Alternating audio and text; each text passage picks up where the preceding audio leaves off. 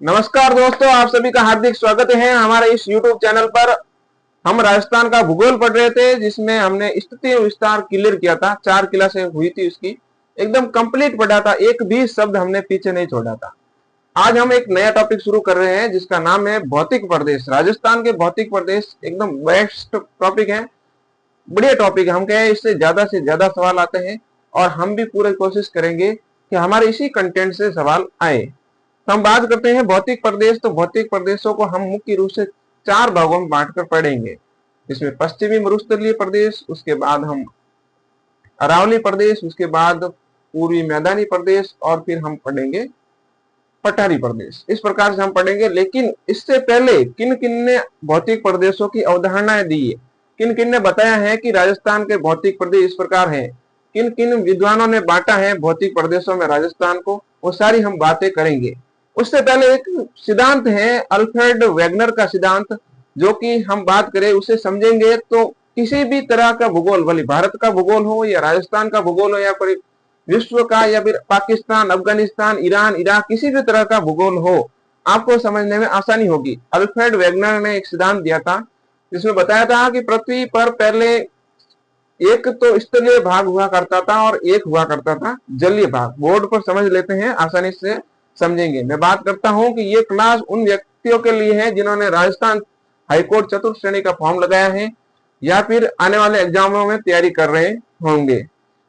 क्योंकि अभी जो चतुर्थ श्रेणी कर्मचारी का है उसका तो 1 महीना ही रहा है, तो आप ज्यादा से ज्यादा एमसीक्यू लगाकर तैयारी कर सकते हैं। इसमें थोड़ा थ्योरी पढ़ रहे हैं हम, तो थ्योरी में टाइम लगता है। लेकिन जो अब हाईकोर्ट चतुर्थ श्रेणी कर्मचारी का फॉर्म लगा रहे हैं उनके लिए एकदम बेस्ट रहेगा। थ्योरी पढ़ने के साथ साथ आप तैयारी कर सकते हैं, तो एकदम बेस्ट कंटेंट है, आप बिल्कुल बेझिझक रहिए।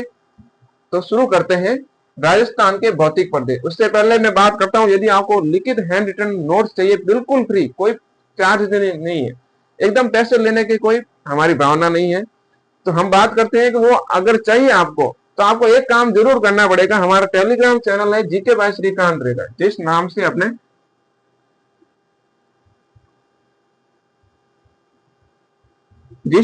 अपने यूट्यूब चैनल है उसी नाम से अपना टेलीग्राम चैनल है जीके बाय श्रीकांत रेगर। इसे आपने ज्वाइन नहीं किया है तो जरूर कीजिएगा। यहाँ पर आपको क्विज मिलेंगे, नोटिफिकेशन आते हैं, खबरें आती हैं जो अपने वैकेंसियों के बारे में वो डालते हैं, करंट अफेयर्स के मुद्दे डालते हैं, इसी के साथ हम नोट्स भी डालते हैं। यदि आपने इंस्टाग्राम पर हमें फॉलो नहीं किया है तो इंस्टाग्राम पर भी फॉलो कीजिएगा, जीके बाय श्रीकांत रेगर, श्रीकांत रेगर। उस पर क्या है कि हम जो लेटेस्ट मुद्दे होते हैं वैकेंसियों के बारे में, करंट अफेयर्स के बारे में और भी बहुत जानकारी आपको शॉर्ट वीडियो के तरह आपको समझाई जाएगी। तो आप, नाम एक है, तीनों का नाम एक ही है। यूट्यूब चैनल का हो GK by Shrikant Regar, Telegram channel पर जाओ जीके बाय श्रीकांत रेगर, और इंस्टाग्राम पर जाएंगे तो वहां पर भी आपको जीके बाय श्रीकांत रेगर ही सर्च करना है। यानी कि नाम एक काम अनेक है। तो अब हम शुरू करते हैं राजस्थान के भौतिक प्रदेश। राजस्थान के भौतिक प्रदेश से हम पहले बात करते हैं कि अल्फ्रेड वेगनर ने क्या कहा था। अल्फ्रेड वेगनर ने क्या कहा था? अल्फ्रेड वेगनर एक भूगोलवेत्ता है। उन्होंने बताया था कि धरती एक गोला है, धरती एक प्रकार का गोला है, उस पर एक बीच में स्थलीय भाग था पुराने जमाने पहले, और साइड में पूरा पानी पानी था। एक तो स्थलीय भाग था और साइड में पूरा पानी पानी था। जो अपने जलीय भाग था, पानी वाला भाग था, उसे कहा था पैंथालासा।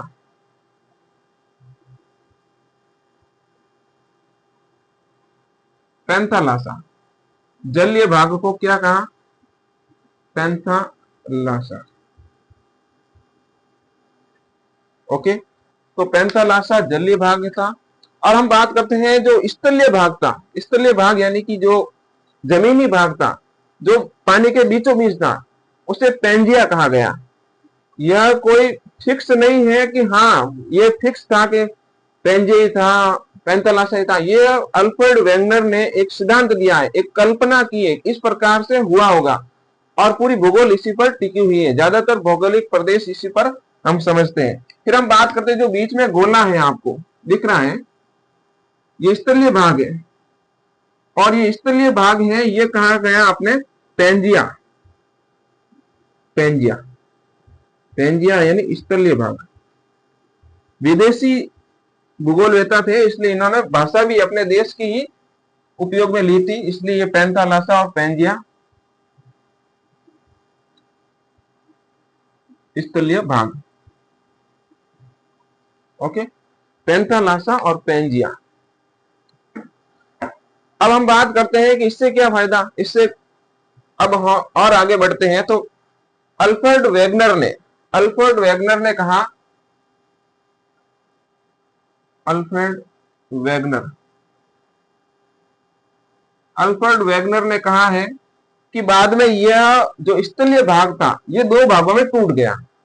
तो इसको हम भी तोड़ देते हैं दो भागों में। स्थलीय भाग को दो भागों में तोड़ दिया जाता है।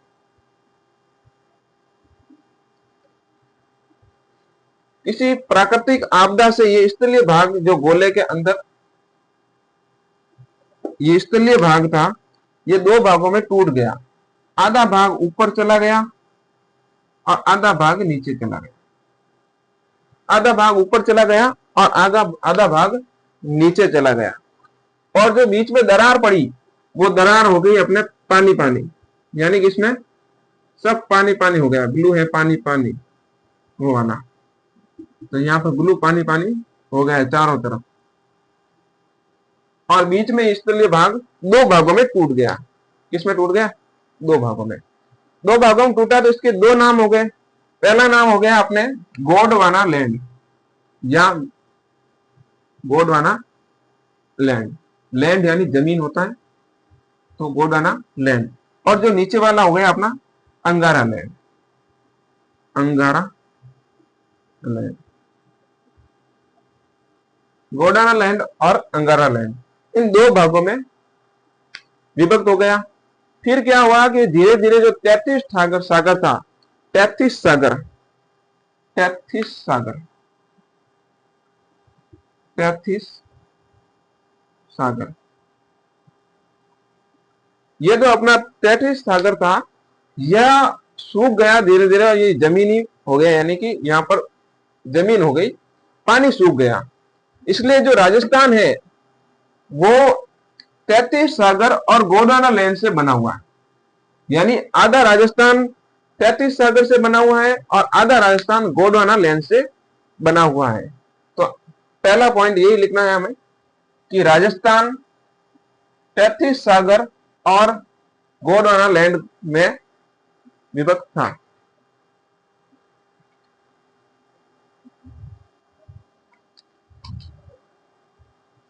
ओके, तो राजस्थान गोंडवाना लैंड और 33 सागर का भाग है।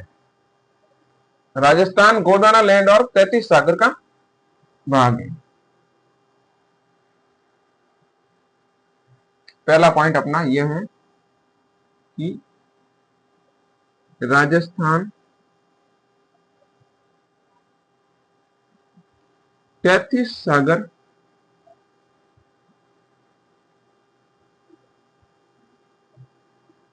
व गोंडवाना लैंड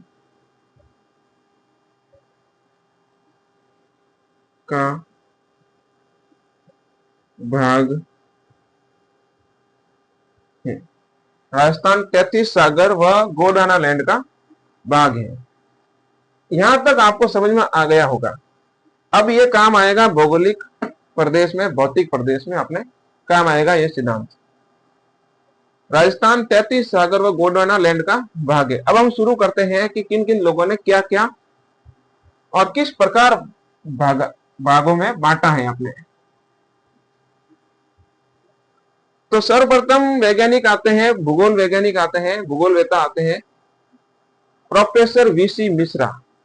उन्होंने 7 भागों में राजस्थान को बांटा था, यानी 7 भौतिक प्रदेशों में बांटा था। तो professor VC Mishra, professor V C Mishra. Professor VC Mishra ने राजस्थान को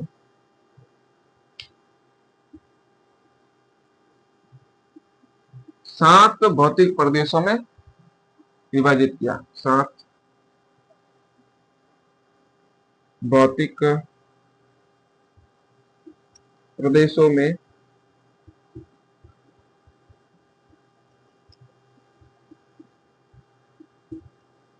विभाजित किया। 7 भौतिक प्रदेशों के ना तो नाम याद रखने हैं और न ही कोई टेंशन लेने की बात नहीं है। यहाँ पे इतना ध्यान रखना है कि प्रोफेसर वीसी मिश्रा ने 7 भौतिक प्रदेशों में बांटा है हमारा राजस्थान को। फिर अगले आते हैं एस के सेन। एस के सेन आते हैं। एस के सेन ने 3 भागों में अपने राजस्थान को बांटा है। एस के सेन ने 3 भागों में बांटा है। एस के सेन ने राजस्थान को 3 भागों में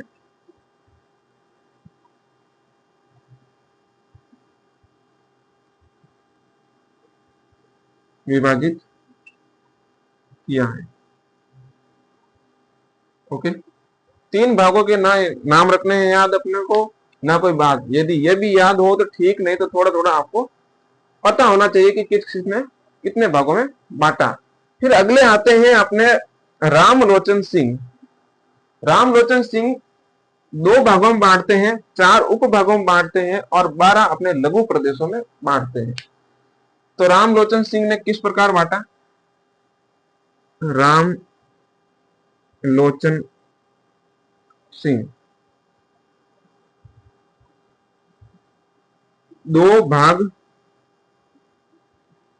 4 उप भाग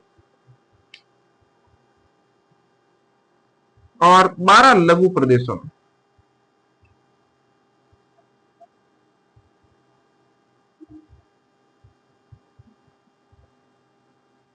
बांटा है। यानी कि प्रोफेसर वीसी मिश्रा ने राजस्थान को 7 भौतिक प्रदेशों में विभाजित किया। एस के सेन ने राजस्थान को 3 भागों में विभाजित किया। रामलोचन सिंह ने 2 भागों में विभाजित किया और 4 उप भागों में विभाजित किया और 12 लघु प्रदेशों में विभाजित किया। लेकिन जो हम मुख्य रूप से पढ़ते हैं वो हम पढ़ते हैं हरिमोहन सक्सेना और आरबीएससी की जो किताब है उससे हम पढ़ते हैं, जिसमें हम 4 भौतिक प्रदेशों में राजस्थान को बांटेंगे। यानी कि जो आरबीएससी की किताब है, ऑथेंटिक किताब, वो 4 भागों में बांटती है और हरिमोहन सक्सेना ने भी 4 भागों में बांटा है। तो मुख्य रूप से हम वो पढ़ेंगे, उस हिसाब से पढ़ेंगे। ये तो अपने को ध्यान रखना है कि किसने किस प्रकार बांटा है। जैसे आरएस है, बड़े बड़े एग्जामों में पूछ लिए जाते हैं, आगे एसआई का एग्जाम आएगा तो उसमें भी आपके काम आएगा। हम बात करते हैं कि ये आपने बांट लिया है। अब हम शुरू करते हैं हरिमोहन सक्सेना या फिर आरबीएससी की जो किताब है उसके अनुसार।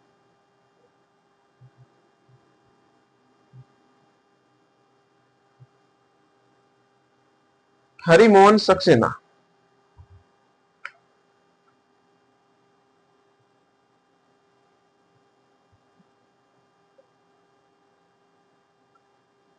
हरिमोहन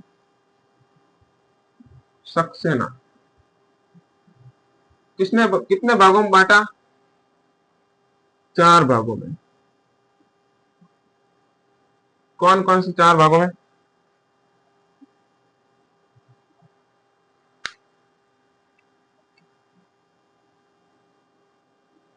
पश्चिमी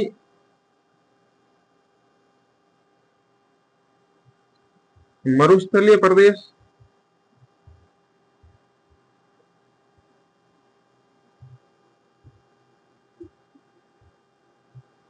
नंबर 2 अरावली पर्वतीय प्रदेश,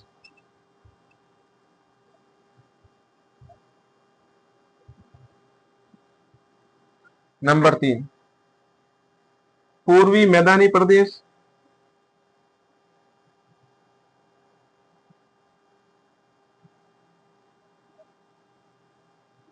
और नंबर 4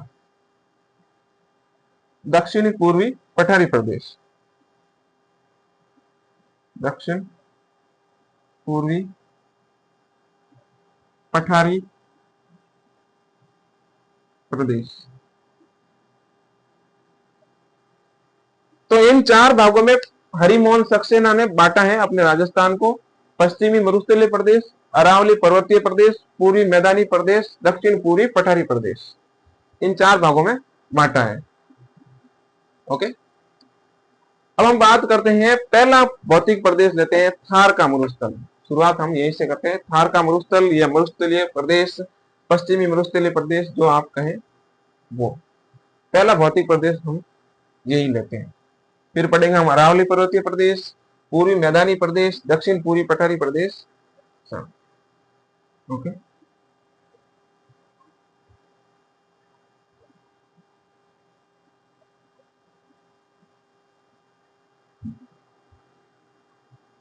राजस्थान का पश्चिमी मरुस्थलीय प्रदेश।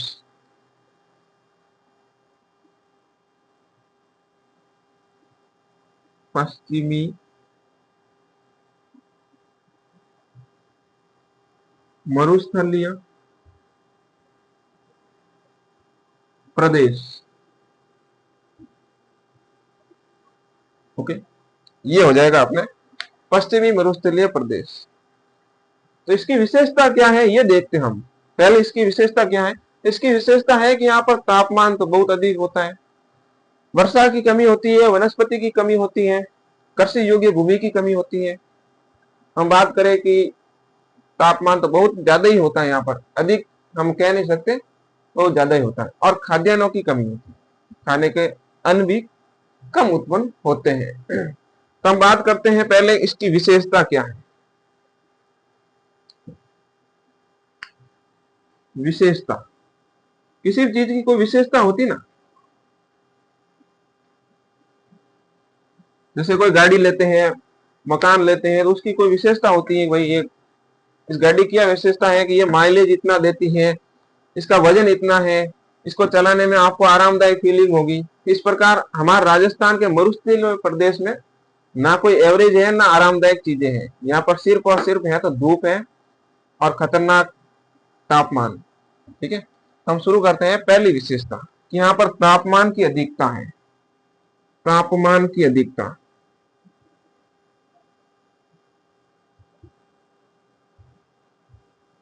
तापमान की अधिकता है, वनस्पति की कमी है,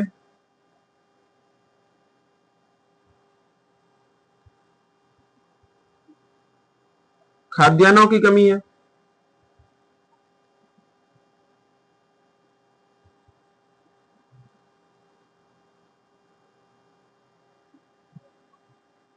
और क्या कमी है? वर्षा की कमी है,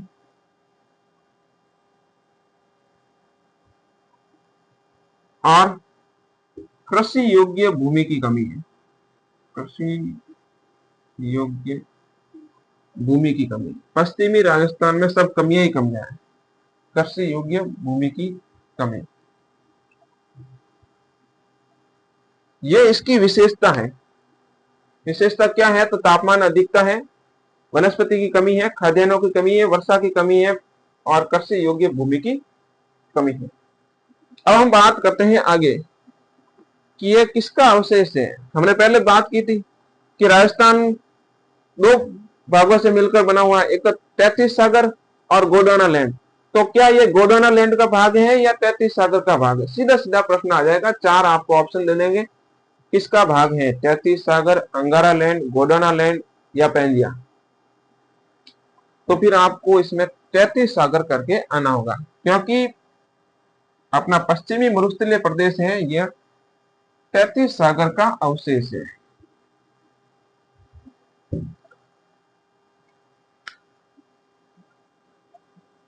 पश्चिमी मरुस्थलीय प्रदेश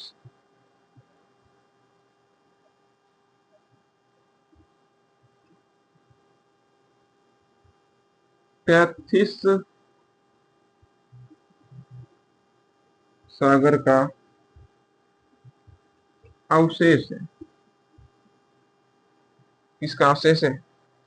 तैतीस सागर का अवशेष है। तो इसके प्रमाण क्या है, आपके पास सबूत क्या है? तो सारे सबूतों और गवाहों को मद्देनजर रखते हुए इसके सबूत यह है कि यहाँ पर खारे पानी की झीलें बहुत अधिक होती है, समुद्र भी खारा होता है, इसलिए यहाँ पर प्रमाण यही है कि ये खारे पानी की झीलें हैं। दूसरा प्रमाण हम क्या कह सकते हैं? दूसरा प्रमाण है यहाँ पर मछली की हमें कंकाल मिला, यानी मछली के अवशेष मिले हैं। कहां पर मिले हैं? तो कुलदरा जैसलमेर गांव में मछली के अवशेष मिले। तो भाई अब मछली क्या दौड़ के तो आई होगी नहीं कि हाँ भाई मैं भी जैसलमेर की सैर करके आती हूँ, सोनार का किला देख के आती हूँ, कुलदरा गांव भूतिया कैसे हुआ ये पता लगा के आती हूँ। तो ऐसा नहीं है। पहले यहाँ पर समुद्र हुआ करता था, 33 सागर, उसके अंदर मछलियां थी, समुद्र सूख गया तो मछली भी सूख गई। ओके, अब हम आगे बात करते हैं कि दूसरा और क्या अवशेष है। तो दूसरा अवशेष है कि यहाँ पर अवसादी चट्टानें पाई जाती है। अवसादी चट्टानें क्या होती है? जिससे खनिज निकले, तेल निकले, कोयला निकले, वो अवसादी चट्टानें होती है। अगर आपके 12th में भूगोल वगैरह हुई होगी तो आपने बिल्कुल पढ़ा होगा अवसादी चट्टानें क्या होती है। और भी बहुत सारे कायांतरित चट्टानें वगैरह होती है। मेरे तो भाई साइंस थी इसलिए इतना पता नहीं है, धीरे धीरे फिर आगे बीए में और कॉम्पिटिशन एग्जाम देते देते मुझे भी समझ में आया कि अवसादी चट्टानें क्या होती है। कोई बात नहीं, हमें इतना ही याद रखना है कि अवसादी चट्टानें हमें होती है हमारे राजस्थान के मरुस्थलीय प्रदेश में, जहां पर तेल पाया जाता है, खनिज पाया जाता है और कोयला वगैरह पाया जाता है। तो ये हमारे प्रमाण है, ये हमारे सबूत है। ओके, तो हम इधर ही लिख देते हैं प्रमाण क्या है, सबूत क्या है। प्रमाण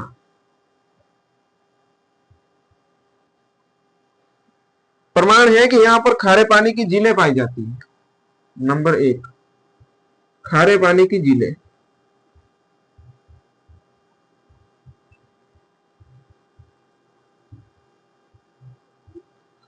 नंबर 2, मछली के अवशेष मिले हैं कुलधरा गांव में। तो कुलधरा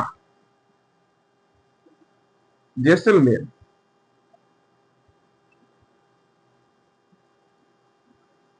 कुलधरा जैसलमेर में मछली के अवशेष मिले, मछली के अवशेष मिले हैं।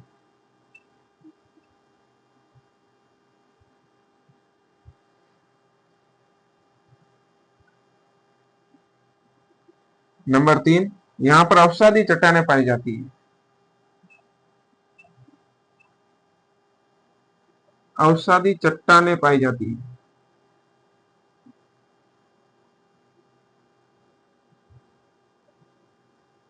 कैसी अवसादी चट्टानें? तो यहाँ पर खनिज होते हैं,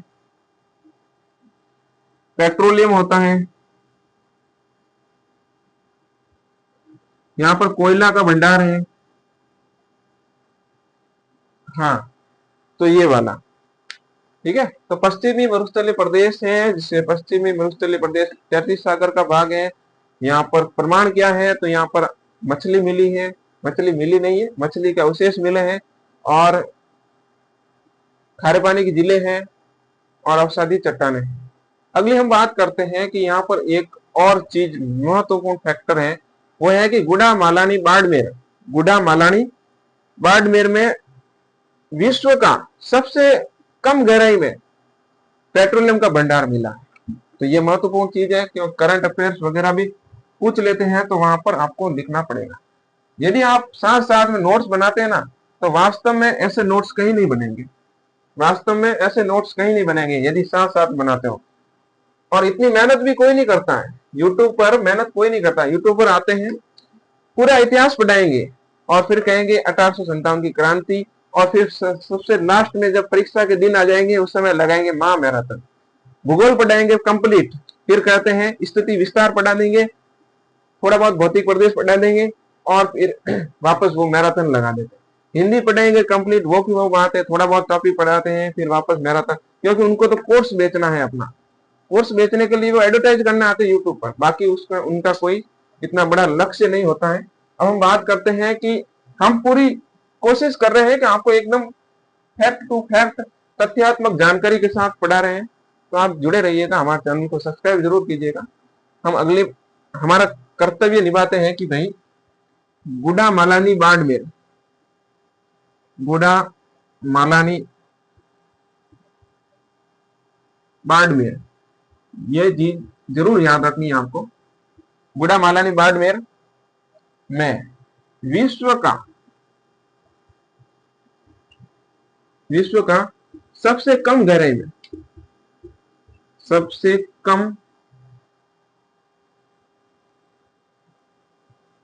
गहराई पर, गहराई पर, सबसे कम गहराई पर पेट्रोलियम के भंडार मिले हैं।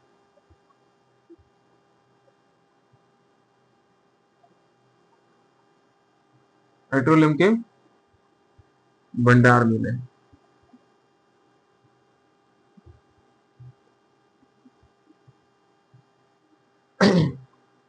अगर यहाँ पर सरकार का राज नहीं होता और सब आदमियों का राज होता ना, तो यहाँ पर जहां पर ये मिलते हैं ना पेट्रोलियम, वहां तो फिर माला माल हो जाते। बाड़मेर वाले तो माला माल हो जाते, एकदम शेख जैसे घूमते हैं ना दुबई में, वो लाले की जान, वो वाली बात यहाँ पर हो जाती। यहाँ पर सब शेख बन जाते हैं।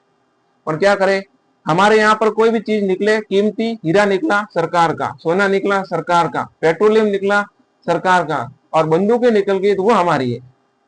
फिर उसके लिए कई कई सीबीआई और सीआईडी और कई कई बैठाते हैं और फिर पूछताछ करते हैं।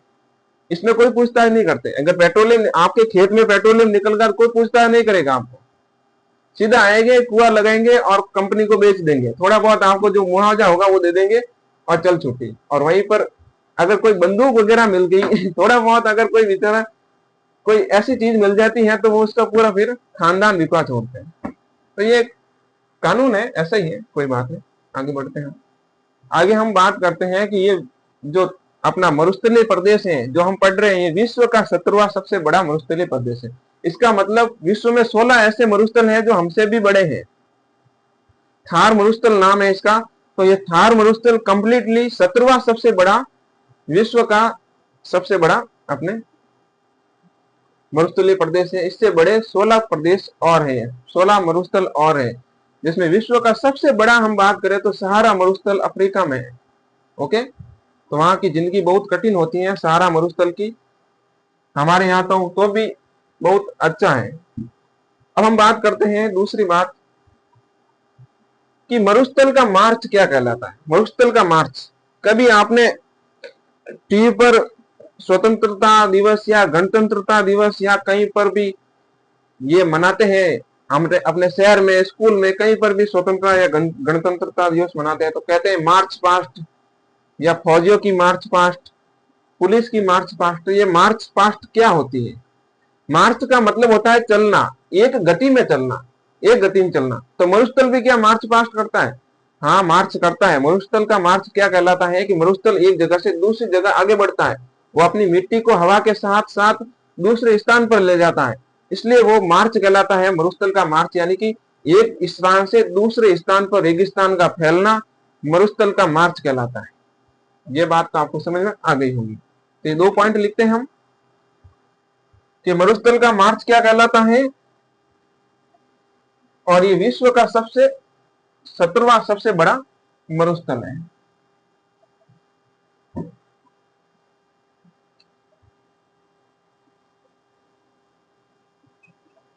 विश्व का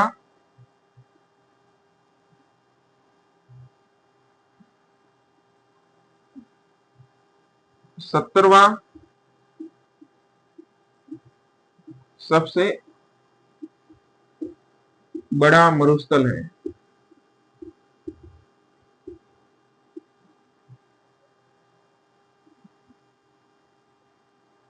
फिर एक परिभाषा आती है कि मार्च पास्ट क्या होता है। मरुस्थल का मार्च, सॉरी, मरुस्थल का मार्च,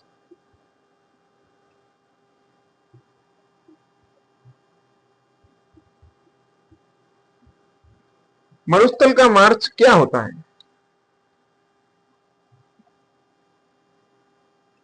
मरुस्थल का एक स्थान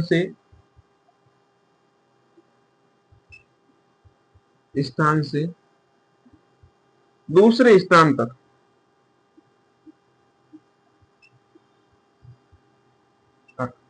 लगातार गति करना, लगातार लगातार गति के साथ आगे बढ़ना, गति के साथ आगे बढ़ना।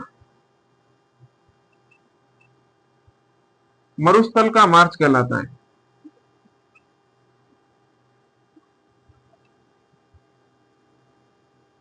मार्च कहलाता है।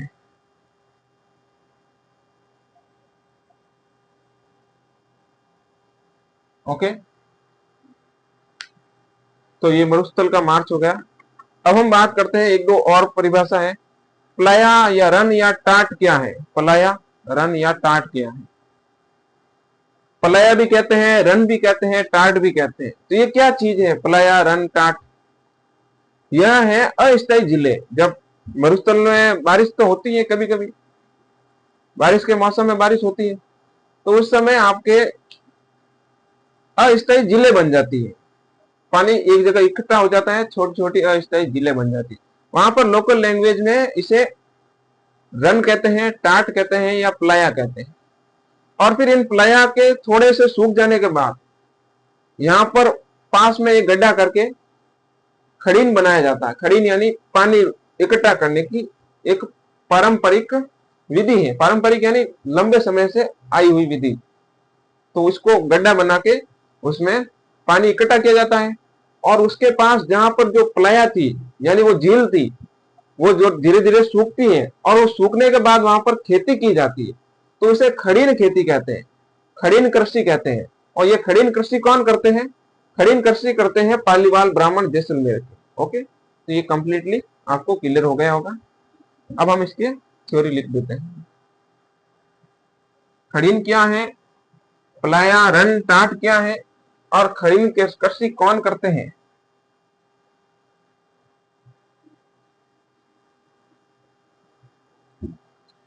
प्लाया, रन या टाट? प्लाया, या इसे रन कहते हैं या टाट कहते हैं।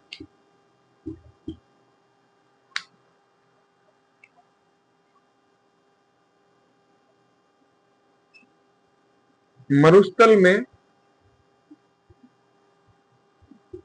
मानसून के समय, मानसून के समय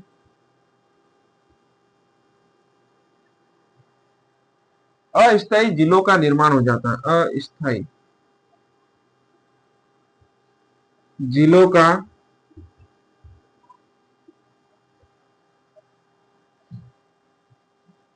निर्माण होता है।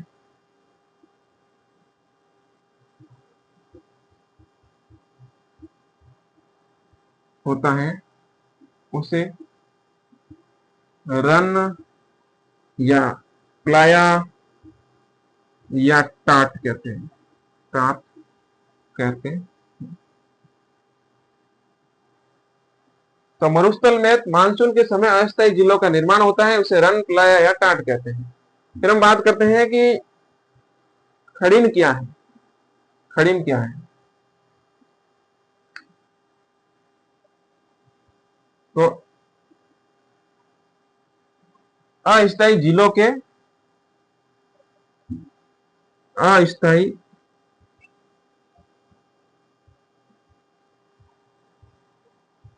जिलों के पास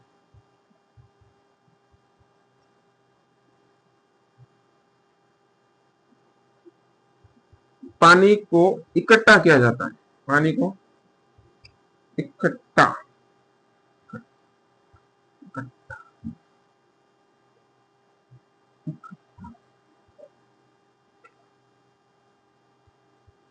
इकट्ठा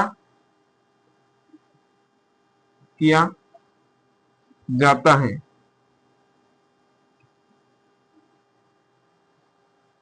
उसे खड़ीन कहते हैं, उसे खड़ीन कहते हैं। और यह वर्षा जल संग्रहण की पारंपरिक विधि है। यह वर्षा जल संग्रहण की पारंपरिक विधि है। पारंपरिक विधि। फिर खड़ीन कृषि क्या है और कौन करते हैं? खड़ीन कृषि करते हैं पालीवाल ब्राह्मण, जो अपने जैसलमेर में रहते हैं।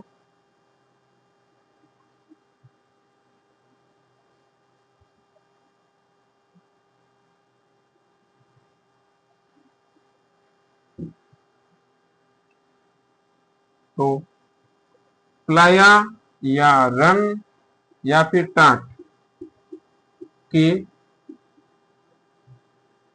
सूखने के बाद पालीवाल ब्राह्मणों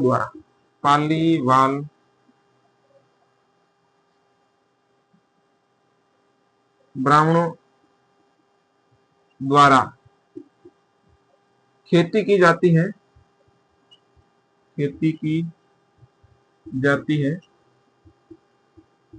उसे खड़ीन कृषि कहते हैं। खड़ीन कृषि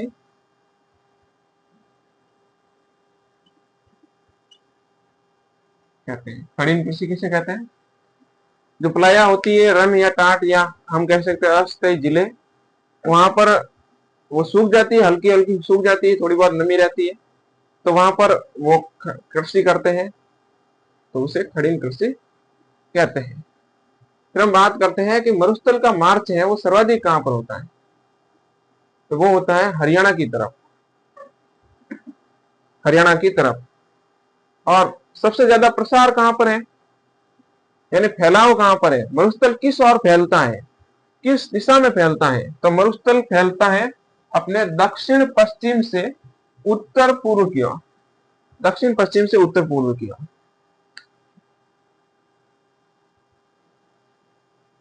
ये अपना राजस्थान है और ये अपने मरुस्थलीय प्रदेश है, और यहां पर हरियाणा। ठीक है, ये अपना दक्षिण पश्चिम है, तो यहां से दक्षिण पश्चिम से उत्तर पूर्व की ओर हरियाणा की ओर मरुस्थल ज्यादा बढ़ रहा है। अब ये किस कारण क्या है इसका कि ये हरियाणा की तरफ ही बढ़ रहा है? बढ़ना तो उसको इस तरफ चाहिए, लेकिन यहां पर क्यों नहीं बढ़ रहा है? इसका कारण है अरावली पर्वतमाला। अरावली पर्वतमाला रोक देती है मरुस्थल को, लेकिन फिर अब तो ये भी नहीं रोकेगी, क्योंकि सब जगह जो पहाड़ थे, बड़े बड़े पहाड़ थे, उसको काट दिया। जो ऊंची ऊंची चोटियां थी, जो इसको मरुस्थल को रोक रही थी, उसको काट दिया। तब धीरे धीरे ये मरुस्थल पूर्वी मैदान और पठार की तरफ ही भागने लगेगा, यदि इसी तरह काटा गया तो। इसलिए अब तक तो ये अरावली पर्वतमाला रोकती है, इसलिए यह यहां नहीं आकर सीधा इसके साथ हरियाणा की ओर पहुंच जाता है। इसलिए दक्षिण पश्चिम से उत्तर पूर्व की ओर मरुस्थल का प्रसार है।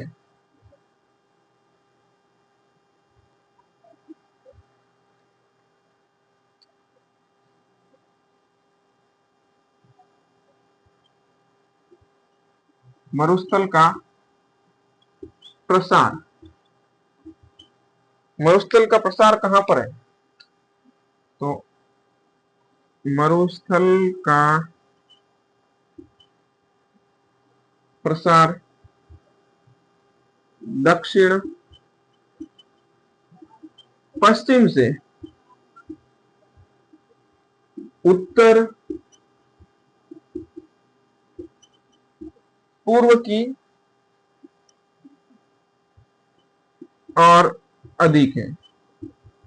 अधिक ओके। और फिर हम बात करें कि सर्वाधिक कहां पर है, तो सर्वाधिक हरियाणा में। सर्वाधिक मरुस्थल मार्च मार्च मार्च हरियाणा में। हरियाणा में इसका मतलब धीरे धीरे हरियाणा को पूरा घेर लेगा, यदि इसका सही निवारण नहीं किया तो इसका उत्तरदायी कारण क्या है? इसका उत्तरदायी कारण है बालू का स्तूपों का एक प्रकार होता है बरखान। ये बरखान होते हैं जो आगे बढ़ते हैं, हमेशा आगे बढ़ते हैं एक जगह से आगे आगे। तो यह उसका उत्तरदायी कारण है। हम बालू का स्तूप पढ़ेंगे अगली क्लास में, इसलिए तो इसका उत्तरदायी कारक है, इसका उत्तरदायी कारक बरखान बालू का स्तूप है। बरखान बालू का स्तूप है। उत्तरदायी कारक क्या है? बरखान बालू का स्तूप। तो दोस्तों आज यहीं पर क्लास खत्म करते हैं। यदि आपको अच्छी लगी है क्लास, वास्तव में आपको मजा आया हो पढ़ने में, और कोशिश पूरी करूंगा कि आपको बेस्ट से बेस्ट दे सकूं। तो धन्यवाद, मिलते हैं हम नए वीडियो के साथ।